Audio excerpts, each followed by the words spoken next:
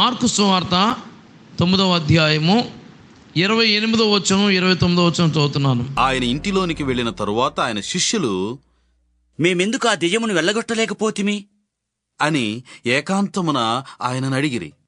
అందుకాయన, ప్రార్థన వలననే గాని మరి దేని వలననైనను ఈ విధమైనది వదలిపోవుట అసాధ్యము అని వారితో చెప్పెను. శిష్యులు యేసు ప్రభు వారిని అడిగిన ప్రశ్నగా మనం దాన్ని చూస్తున్నాం. ఏంటది? మేమెందుకు ఆ దయ్యమును వెళ్ళగొట్టలేకపోయాం. ఈ ప్రశ్నలో ఇంకొక మాట మనం యాడ్ చేయొచ్చు. అదేంటంటే, వాళ్ళు అనలేదు కానీ అనకపోయినా వారి ఆంతర్యం ఏంటంటే, నీవెందుకు వెళ్ళగొట్టగలిగావు, మేమెందుకు వెళ్ళగొట్టలేకపోయాం, నువ్వెందుకు వెళ్ళగొట్టగలిగావు అంటే మాకు నీకు ఉన్న తేడా ఏంటి? నువ్వు చేయగలిగావు, మేమెందుకు చేయలేకపోయాం అన్న ఆ ప్రశ్న నిజంగా నేటి దైవ సేవకులమైన మనం ఖచ్చితంగా కలిగి ఉండాలి. యేసు ప్రభువు చేసిన పరిచర్య మనం కూడా చేయాలన్న ఆశ తపన మనలో రగులునుగాక. ప్రశ్న అనేది అండి పనిచేసే వాళ్ళకి వస్తుంది, ఆసక్తి కలిగిన వాళ్ళకి వస్తుంది. ఏమండి, అంతేగాని ఏమీ ఆసక్తి లేనివాడికి ప్రశ్న రాదు, జవాబు కోసం ఎదురు చూపే ఏది ఎడిపోతుంది నాకే అన్నట్టు అనిపిస్తుంది. ప్రశ్నించారంటే వీళ్ళని మనం మెచ్చుకోవాలి. ఎందుకంటే వీళ్ళలో ఆసక్తి ఉంది, ఏదో చెయ్యాలి. ఏం చేయాలి? యేసులా చేయాలి. యేసు చేసినప్పుడు మేము ఎందుకు చేయలేకపోయాం? ఆయననే వెంబడిస్తున్నాం కదా, ఆయనతో నడుస్తున్నాం కదా, మరి మేమెందుకు చేయలేకపోయాం అన్న చక్కని ప్రశ్న వారు కలిగి ఉండడం చాలా సంతోషం. మనందరికీ తెలుసు సందర్భం, యేసుక్రీస్తు ప్రభువారి యొద్దకు ఒక తండ్రి తన కుమారుని తీసుకొచ్చాడు. అక్కడ రాయబడిన మాటలు ఏంటంటే, తాను తీసుకొచ్చింది యేసు ప్రభు గారి దగ్గరికే, కానీ ఆ సమయంలో యేసు ప్రభు వారు అక్కడ లేరు. లేకపోవడం వల్ల ఉన్నవారితో మాట్లాడడం మొదలుపెట్టాడు ఆ తండ్రి. బాబు, మీ గురువు గారు ఏరి అంటే వీళ్ళు అంటారు, మా గురువు గారి సంగతి నీకెందుకు, మాతో చెప్పు, నీ గంగాలో మా చెప్పు అంటారు.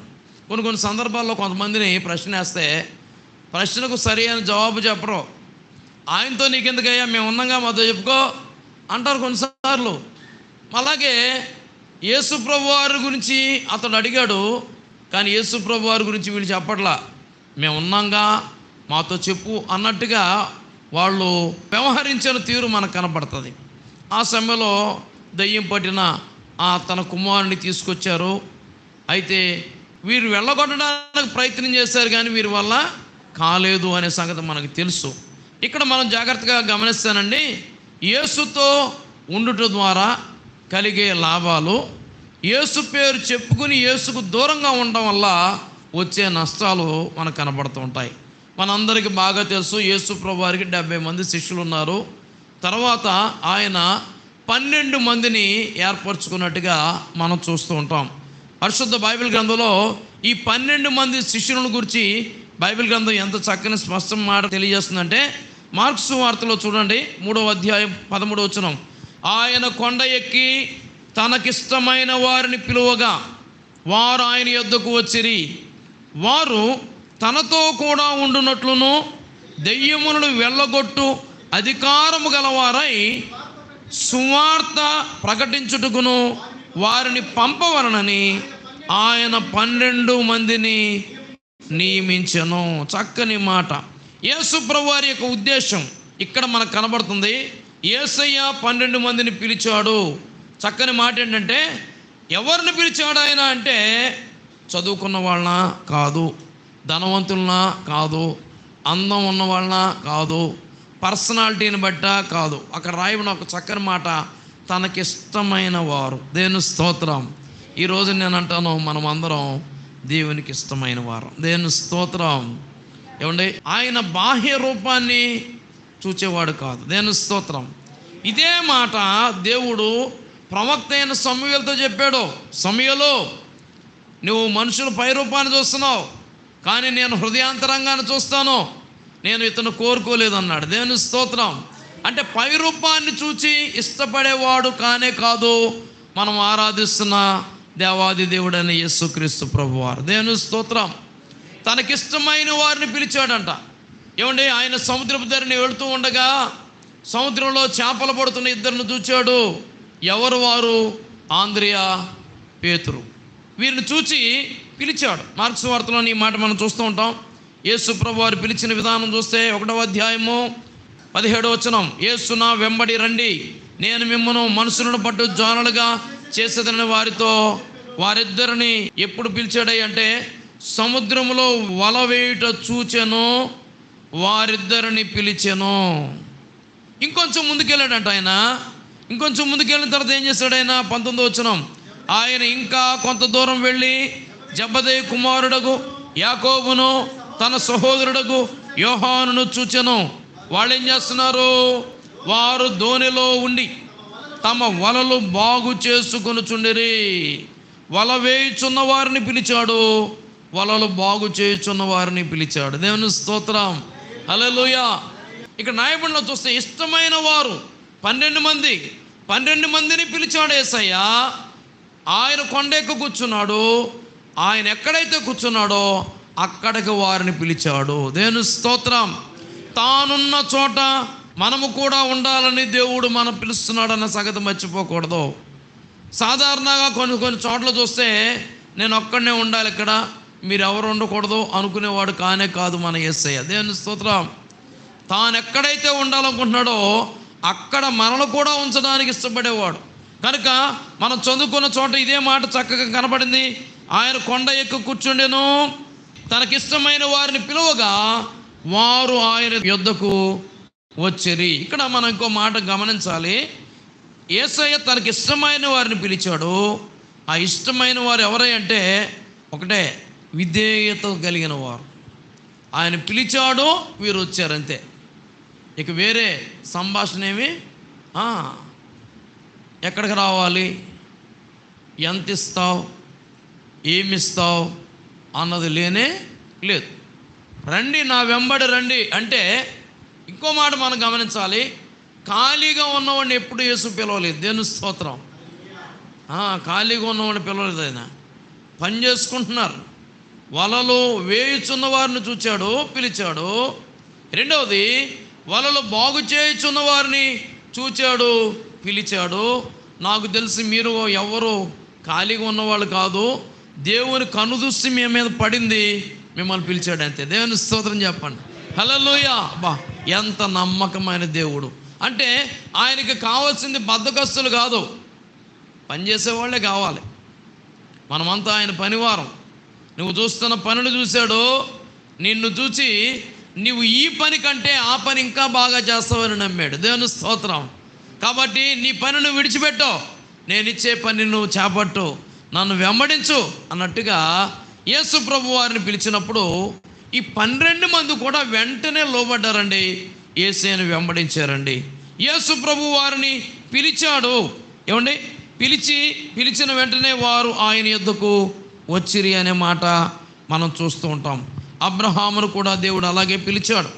అబ్రహామా, నువ్వు లేచి నీ దేశాన్ని, నీ తండ్రి ఇంటిని, స్వజనులను విడిచిపెట్టు, నేను చూపించే దేశానికి వెళ్ళు అంటే విశ్వాసులకు తండ్రి అయిన అబ్రహాము ఎక్కడికి వెళ్ళాలి అనేం అడగల. దేవుడు చెప్పాడు, పిలువబడి పిలుపుకు లోబడ్డాడు అంతే. అందుకనే భక్తుడైన పౌలు గారు ఏమన్నాడు తెలుసా? తాను ఎక్కడికి వెళ్ళాలో తనకు తెలియకుండానే అతడు బయలువెడినట్టుగా మనం చూస్తూ ఉంటాం. మన నిరీక్షణ ఆధారం ప్రభు అయిన యేసుక్రీస్తు వారే. దేవుని స్తోత్రం. నిజమే, నిజమైన పరిచర్య చేయు వారికి ఉన్న లక్షణం ఏంటంటే దేవుని పిలుపుకు వెంటనే లోబడతారు, వెళ్ళమన్న చోటకు వెళ్ళిపోతారు అంతే. ఏమండి, ఒకసారి చూసి వస్తాను, నచ్చితే వెళ్తాను, లేకపోతే లేదు అనేది మరి దైవ సేవ కానే కాదు. ఎక్కడికి వెళ్ళమంటే అక్కడికి వెళ్ళాలి. పరిస్థితి ఏదైనా కావచ్చు, చక్కబెట్టేవాడు దేవుడు. కాబట్టి పిలిచిన వాడు నమ్మదగిన వాడు కనుక మరి కొన్నిసార్లు మనం వెళ్ళే ప్రాంతాలు అవి మనకి ఎడారిలా కనబడచ్చు. చాలామందికి ఏదేను లాంటి అనుభవాలు కావాలని కోరుకుంటారు. పరిచర్యలో అన్నీ ఉన్న చోటకి వెళ్ళాలి, అన్నీ కలిగి వెళ్ళాలనుకుంటారు. కానీ దేవుడు ఎంత మంచివాడంటే మనం ఎక్కడికి వెళ్ళినా మనల్ని బట్టి దేవుడు ఆ ప్రాంతాన్ని దీవిస్తాడు. దేవుని స్తోత్రం. ఆ ప్రాంతాన్ని బట్టి మనం ఆశీర్వదించబడ్డం కాదు, మనల్ని బట్టి ఆ ప్రాంతం దీవించబడాలి అనే మాట మనం గుర్తించాలి. అంతేకాదు మనలో చాలామందికి చక్కని సాక్ష్యాలు ఉంటాయి. మనం చెప్పం కానీ మనల్ని చూసిన వాళ్ళు చెప్తారు, అయ్యా ఈయన మా ఊరు వచ్చినప్పుడు ఎలా వచ్చాడు తెలుసా, సరైన బట్టలు కూడా లేవు, అసలు కాళ్ళకు చొప్పులు ఉంటాయిగా, ఇప్పుడు అమ్మో. ఎస్, నిజమే, అన్నీ కలిగి వచ్చిన వారం కాదు, అన్నిటినీ కలిగిన దేవుణ్ణి కలిగిన వారం. దేవుని స్తోత్రం, హల్లెలూయా. కనుక శూన్యములో సృష్టిని చేయగల సామర్థ్యం గల దేవుడు మన దేవుడు. ఆయన రండి అన్నప్పుడు వెళితే, ఆయన వెళ్ళండి అన్న చోటకు వెళితే దేవుడు ఎంత గొప్ప కార్యాలు చేస్తాడో దేవుని వాక్యం మనకు ఆధారంగా ఉన్నట్టు మనం చూస్తున్నాం.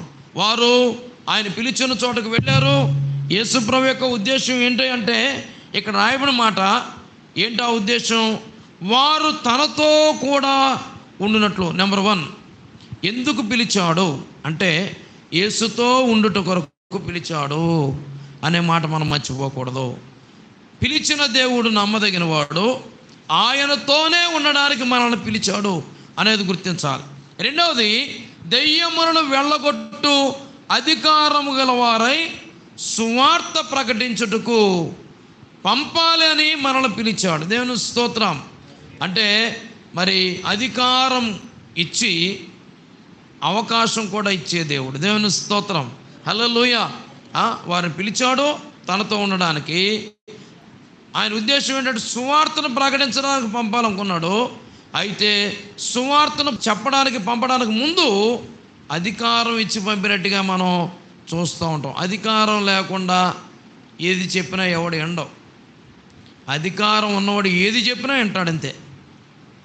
అందుకే చాలామంది అధికారం కోసం దెబ్బలాడుకుంటున్నారు.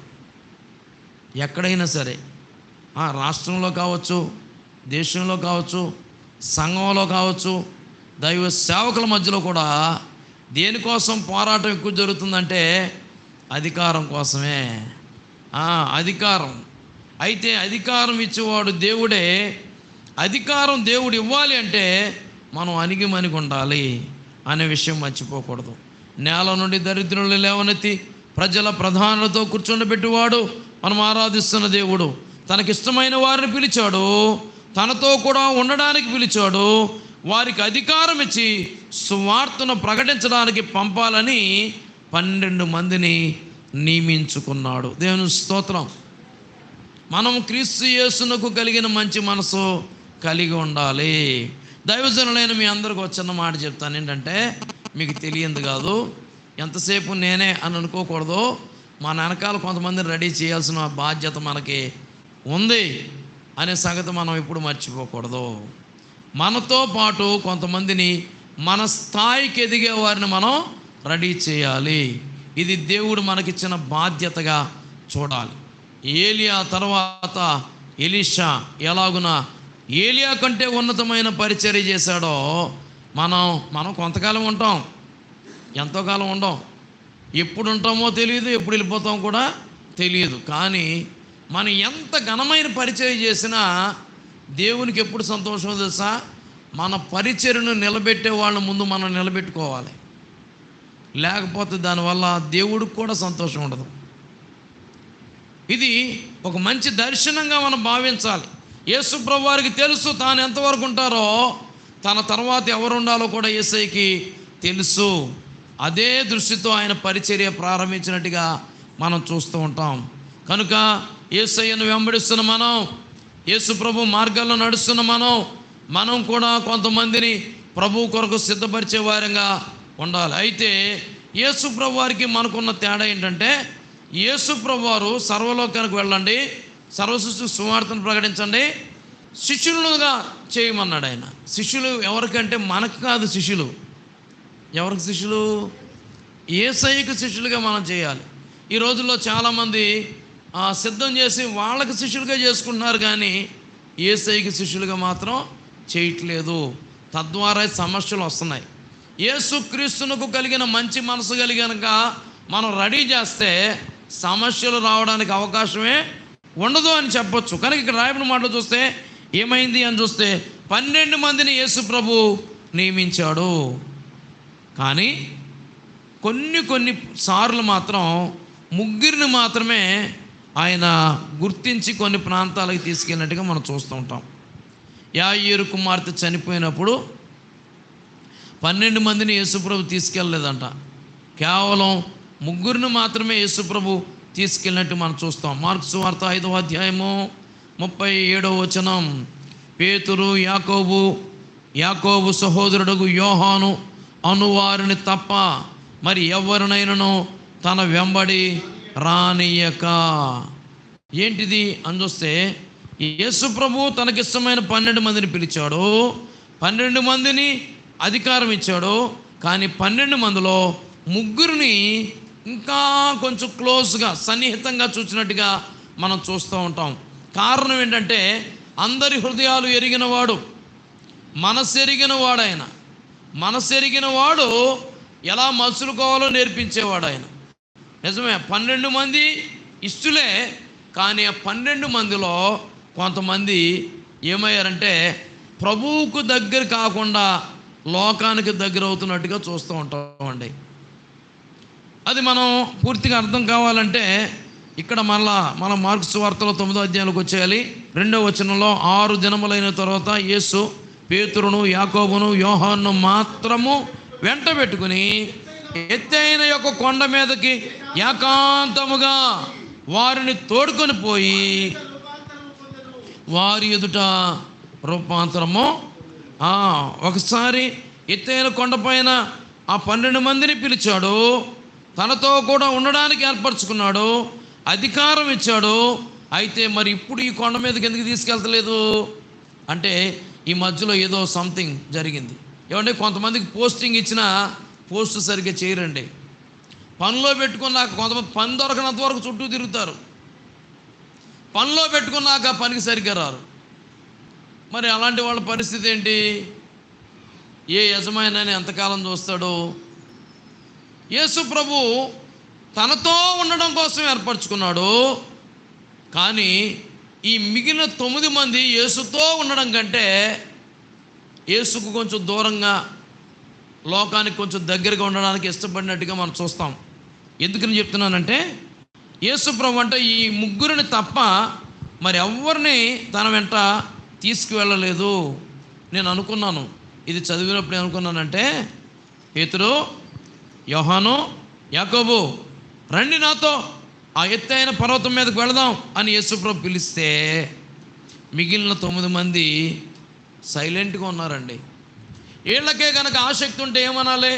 ప్రభువా, వాళ్ళ ముగ్గురు తప్ప ఇంకేమి మేము లేమా, మమ్మల్ని కూడా తీసుకెళ్ళొచ్చుగా అనాలిగా. ఆసక్తి ఉంటే ఖచ్చితంగా అడుగుతారు. వీళ్ళు అడగలేదంటే నేను అనుకుంటాను అడ్జస్ట్ అయిపోయారన్నమాట.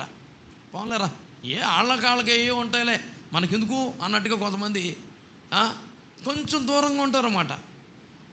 యేసు ప్రభు వాళ్ళ ముగ్గురినే తీసుకెళ్తున్నప్పుడు సైలెంట్గా ఉండడానికి కారణం ఏంటి అని అంటే నేను అనుకున్నాను, యేసు ప్రభుతో వాళ్ళ ముగ్గురు వెళ్ళిపోయినాక ఈ కింద ఉన్న 9 మంది ఒకళ్ళు మాట్లాడుకుంటున్నారన్నమాట. నన్ను ఎక్కడ పిలుస్తాడు అనుకున్నాను రా, మహానుభావుడు వదిలేశాడు అని అంటే ఇంకో అని అంటాడు, నేను అలాగే అనుకున్నా, నన్ను రమ్మంటే వెళ్ళాలిగా, రమ్మంటే ఇంక వెళ్ళాలి. మంచివాడు, పిలవకుండా వెళ్ళిపోయాడు. కొంతమంది అండి ఈ టైప్ ఆలోచించే వాళ్ళు కూడా ఉంటారు. అరే పిలుపు రాలేదని బాధపడేవాళ్ళు కొందరు, పిలవపోతే ఎగిరికి అంతేసేవాళ్ళు కొందరు.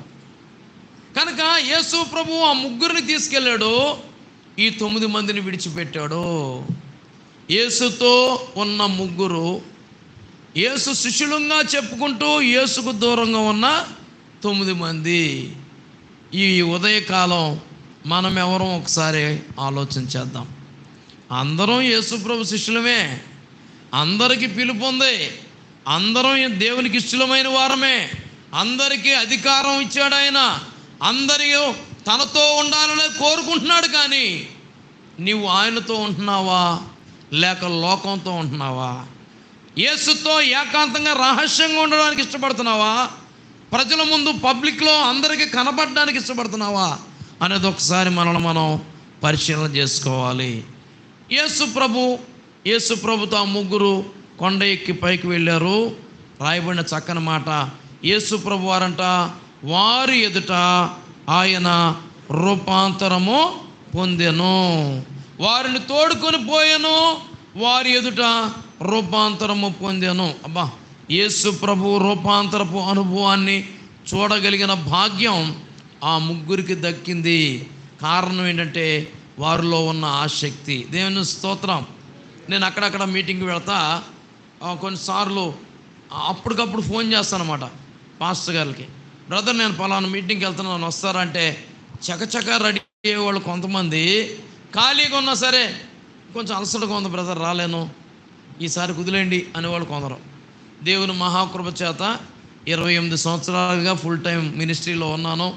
మన్నా పరిచర్యలో మరి సాధారణ దైవ సేవకుడిగా ఉన్న నేను జిల్లాలో సహాయ కాపరిగా, అటు తర్వాత జిల్లాకి 7 సంవత్సరాలు మరి మన్నా పరిచర్యలో జిల్లా కాపరిగా ఉన్నాను.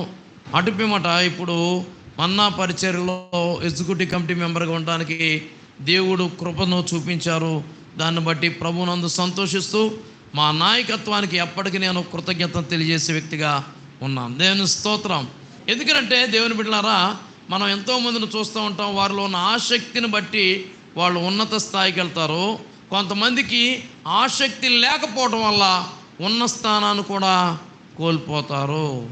కనుక ఈ 2024 సంవత్సరంలో ఉన్నత స్థానానికి వెళ్ళాలి అనుకున్న వాళ్ళని ఉన్నత స్థానానికే తీసుకెళ్తాడు.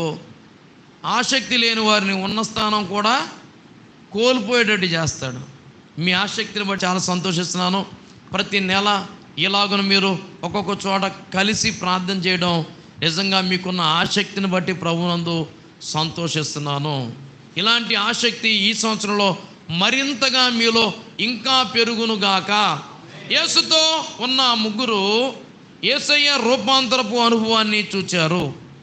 అంతలో ఆయన వస్త్రములు ప్రకాశమానమయ్యు మిగుల తెల్లవిను ఆయను లోకమందు ఏ చాకలియు అంత తెల్లగా చలువ చేయలేడు. మరియు మోషేయు ఏలియాయు వారికి కనబడి యేసుతో ఉండుట ద్వారా, యేసుతో ఎత్తైన పర్వతం మీదకి ఎక్కుట ద్వారా, ఎత్తైన పర్వతం ఎక్కడం అంటే ఎలాగైనా కష్టమే, కింద అయితే బాగుండి అనిపిస్తుంది కొన్నిసార్లు. ఏమండి, అంత పైకి ఎవరు ఎక్కాలని మెట్లు ఎక్కలేవండి అనే వాళ్ళు కూడా కొంతమంది ఉంటారు. నేను ఒక స్లోగన్ చదివాను, అదేంటంటే ఆకులు తిన్న మేకలంట కొండలు ఎక్కుతున్నాయంట, మేకలను తిన్న మనుషులేమో మంచం ఎక్కుతున్నారంట. ఆకులను తిన్న మేకలేమో కొండలు ఎక్కేస్తుంటే మేకలను తినేసిన మనుషులు మంచం ఎక్కుతున్నారంట. మన బలహీనతలకు కారణం ఏంటి అని చూస్తే కొన్నిసార్లు మన వీక్నెస్ కారణం అంటే మనం తినే డైటే, ఆహారం కొన్నిసార్లు మనల్ని బలహీనపరుస్తుంది. దేవుడు ప్రతిరోజు బలపరుస్తున్నాడు, కానీ మనం తినే ఆహారమే మనల్ని ప్రతిరోజు బలహీనపరుస్తుందని ఏ మాత్రం మొహమాటం లేకుండా చెప్పొచ్చు. దేవుని మహాకనికరం ఉంది కాబట్టి ఇలాగన్నా తిరుగుతున్నాం మనం. నేను ఛాలెంజ్ చేస్తాను, మనలా తిని తిరగలిగినోడు ఎవడన్నాడా? ఎవడు? బయట ఎవరన్నా అడగండి, 2 రోజులు 3 రోజులు మా వెనకాల రావయ్యా అంటే 3వ రోజు రాడిక మంచాన పడతాడు. ఎందుకంటే రోజుకు ఒక చోట భోజనం, ఎవరు ఏ టేస్ట్తో వండుతారో తెలియదు, ఎంత ఉప్పు వేస్తారో ఎంత కారం వేస్తారో, ఎవరి చేతి వంట ఎలా ఉంటుందో ఎవరికే. దేవుని మహాకనికరం వల్ల ఏమంటే ఎక్కడికి వెళ్ళినా సరే బాగానే ఉంటున్నాం. దేవుని స్తోత్రం, హల్లెలూయా. దీనికి కారణం ఒకటే అంటాను, దేవుని కృప. అంతే, ఆ కృప మన మీద ఉంది కాబట్టి తట్టుకోగలుగుతున్నాం. లేకపోతే మనలా తట్టుకోగలిగినవాడు ఎవడో ఉండడు. తట్టుకోవాలనుకున్నవాడు ఎవరు ఉంటే కేవలం కృప పొందుకోవడానికి ఇష్టపడాలని మాటను తెలియజేస్తున్నాను. దేవుని స్తోత్రం. కనుక యేసుతో ఉండడం వల్ల, ఎత్తైన పర్వతానికి ఎక్కడం వల్ల యేసయ్య రూపాంతరపు అనుభవాన్ని చూడగలిగారు. అంతేకాదంట, మోషే ఏలియాను వారు చూచారు. ఈ మాట చదివినప్పుడు నాకు చాలా సంతోషమైంది. ఏంటది? ఎప్పటి కాలపు మోషే, ఎప్పటి కాలపు ఏలియా, వీరు వారికి కనబడి. ఎవరు కనబడ్డారు? ఎవరు కనబడ్డారంటే ఎవరైతే యేసయ్యతో ఎత్తైన స్థానానికి వెళ్ళారో వారికే కనబడ్డారు. అంటే దర్శనం చూడాలంటే విధేయత ఉండాలి, విశ్వాసం ఉండాలి, అనుసరించే మనసు ఉండాలి. కాబట్టి ఎత్తైన పర్వతం మీదకి వెళ్ళిన వీరికి మోషే ఏలియాలు కనబడ్డారు. దేవుని స్తోత్రం. నేను అనుకున్నాను, వీళ్ళ ముగ్గురికి కనపడకుండా యేసుతో మాట్లాడలేరా? మాట్లాడగలరు, కానీ దేవుడు దాన్ని మరుగు చేయలా, వాళ్ళకి కనపరిచాడు. దేవుని స్తోత్రం. వారు చూచారు. నేను అనుకున్నాను, ఆయన మోషే అని వీళ్ళకి ఎలా తెలుసు, ఆయన ఏలియా అని వీళ్ళకి ఎలా తెలుసు? ఎందుకంటే ఇప్పుడు అనుకోండి, అపోస్తులు పిఎల్ పరంజ్యోతి గారి ఫోటో మనకు తెలుసు, యేసన్న గారి ఫోటో మనకు తెలుసు. ఏమంటే గొప్ప గొప్ప దైవజనులు వాళ్ళ ఫోటోలు మనం చూస్తున్నాం కాబట్టి, ఓహో ఈయన ఆయనే, ఆయన ఈయనే అని చెప్పుకుంటున్నాం. మరి మోషే అని ఏలియా అని వీళ్ళకి ఎలా తెలుసు అంటే, ఒకటే, దేవుడే వారికి బయలుపరిచాడు. దేవుని స్తోత్రం. యేసయ్య అన్నాడు, నా గురించి ప్రజలు ఏమనుకుంటున్నారయ్యా అంటే, ఒక్కొక్కరు ఒక మాట చెప్పారు. మీరేమనుకుంటున్నారు అంటే, సీమోన్ పేతురు కొంచెం స్పీడ్ కదా, తొందరపాటుతో ఆయన అన్నాడు, సజీవుడు అయిన దేవుని కుమారుడు అయిన క్రీస్తువు అన్నాడు. అప్పుడు యేసయ్య అన్నాడు, ఈ విషయం నా తండ్రి నీకు బయలుపరిచాడు కానీ నరులు ఎవరు నీకు అంటే. ఇప్పుడు మోషే గురించి కూడా ఏలియా గురించి కూడా ఎవరు బయలుపరిచారు? అంతే. ఆయన బయలుపరచబోతే మనకు అర్థం కానే కాదు. అది వాక్యం అయినా ఆయనే మనకు బయలుపరచాలి. కొన్నిసార్లు మీ సంగతి ఏమో నాకు తెలియదు, కానీ నాకు ఒక్కోసారి వాక్యం చెప్తూ ఉండగానే కొన్ని రకాల ప్రత్యక్షతలు వస్తూ ఉంటే పరవశించిపోతాను. ప్రభువా, ఎంత మాధుర్యమైందయ్యా నీ వాక్యం, ఈ వాక్యంలో సత్యం ఎంత శ్రేష్టమైంది. కొన్ని ప్రాంతాల్లో వాక్యం చెప్పిన తర్వాత దైవజనులు అంటారు, అయ్యా అచ్చం మా సంఘానికి కావాల్సిందే దేవుడిచ్చాడండి, మా సంఘము లోటుపాట్లన్నీ మీకేదో తెలిసి చెప్పినట్టు చెప్పేశారండి అని అంటే నేను చాలా సంతోషిస్తాను.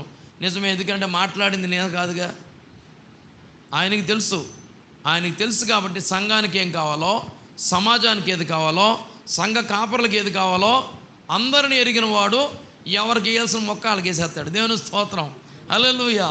కాబట్టి అందరూ సంతోషిస్తారు, సంతృప్తి పొందుతారు. కొంచెమంది తేడా వచ్చి సనుక్కుంటూ వెళ్తారు. అంటే సనుక్కుంటూ వెళ్ళిన వాళ్ళు కూడా మనం సంతోషించాలి, ఎందుకంటే తగిలిందిరా అన్నమాట. దేవుని స్తోత్రం. అది అయితే ఒప్పుకునే వాళ్ళు కొందరు, కప్పుకునే వాళ్ళు కొందరు. దేవుని స్తోత్రం. కనుక దేవుని బిడ్డలారా, ఇక్కడ రాయబడిన చక్కని శ్రేష్టమైన ఈ మాట ఏంటంటే, యేసు ప్రభు అందరినీ ఎరిగివాడు, ఆయన బయలుపరచకుండా మనం దేనిని తెలుసుకోలేము అనే మాట ఇక్కడ మనం చూడగలుగుతున్నాం. దేవుడే వారికి బయలుపరిచాడు.